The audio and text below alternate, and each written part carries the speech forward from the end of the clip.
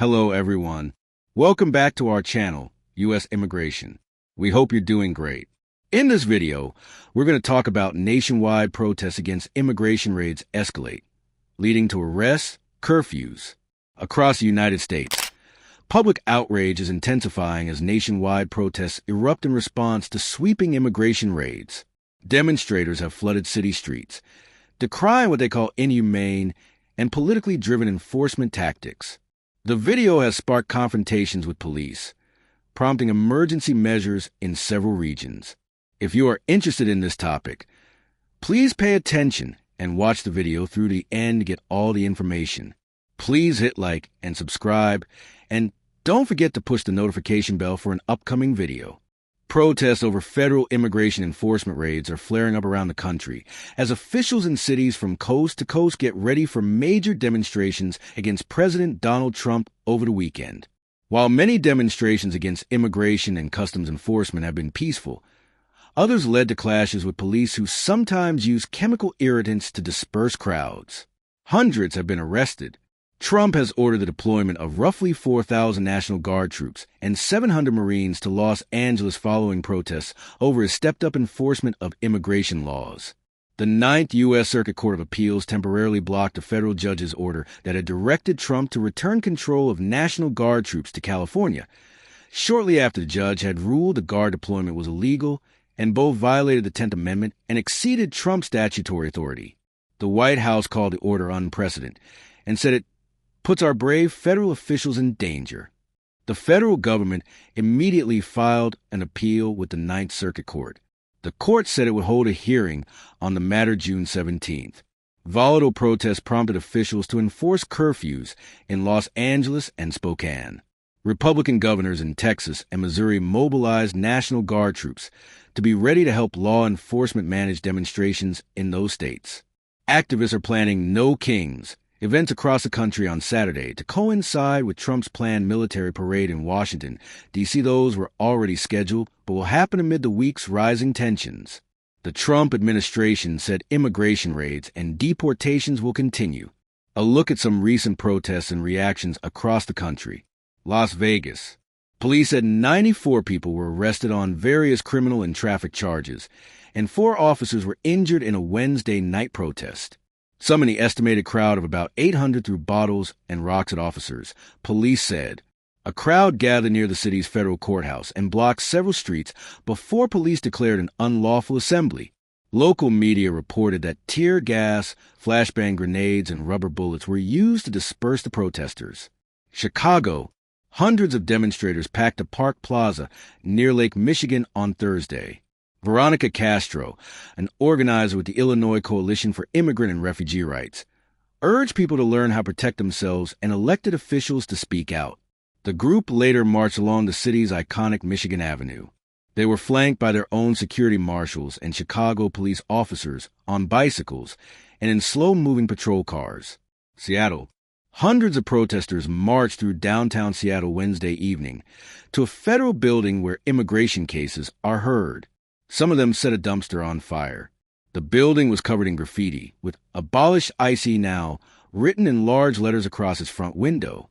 Dozens of officers squared off with protesters near the building, some shooting pepper spray. Some protesters threw fireworks and rocks at officers, police said. Spokane, Washington. Mayor Lisa Brown imposed an overnight curfew in downtown Spokane after a protest Wednesday outside an IC office that ended with more than 30 arrests and police firing pepper balls at the crowd. Brown said the majority of protesters were peaceful.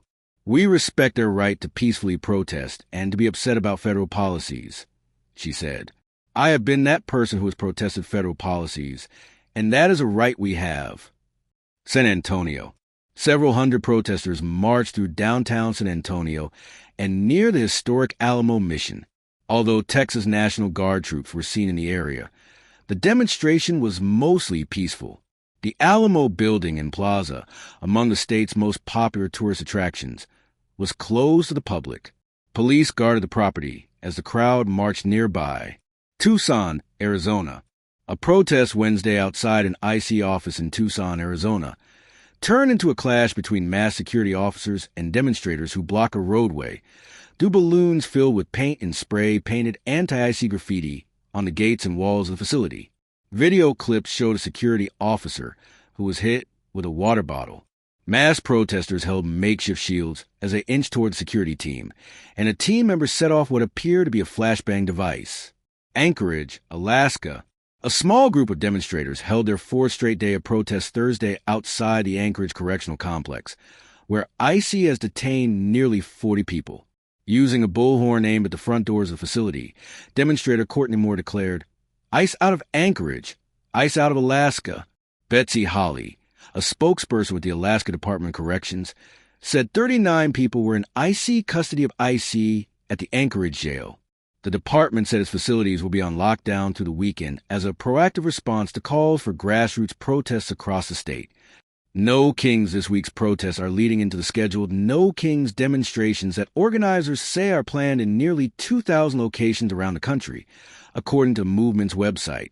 Organizers plan a flagship march and rally in Philadelphia, but no protests are scheduled to take place in Washington, D.C., where the military parade will be held. In Florida, State Attorney General James Zuffmer warned that any No Kings protesters who become violent will be dealt with harshly. In a message sent Thursday, a Justice Department official told across the country to prioritize cases against protesters who engage in violence and destruction.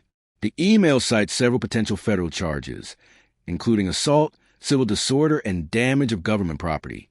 Governors and the Guard Texas Gov Greg Abbott and Missouri Gov Mike Kehoe mobilized National Guard troops in their states ahead of the weekend demonstrations. Abbott said more than 5,000 Guard troops and more than 2,000 state police would be ready to help local law enforcement if needed. Several No Kings rallies are planned in Texas, and there were brief clashes between protesters and police in Austin and Dallas this week. Kehoe called his decision a precautionary measure and did not provide specific troop levels or duties. As the demonstrations continue to swell, authorities have imposed curfews and made mass arrests in a bid to regain control. Yet, the growing movement signals a deepening national divide over immigration policy and human rights, with protesters vowing to keep up the pressure until federal action is reversed.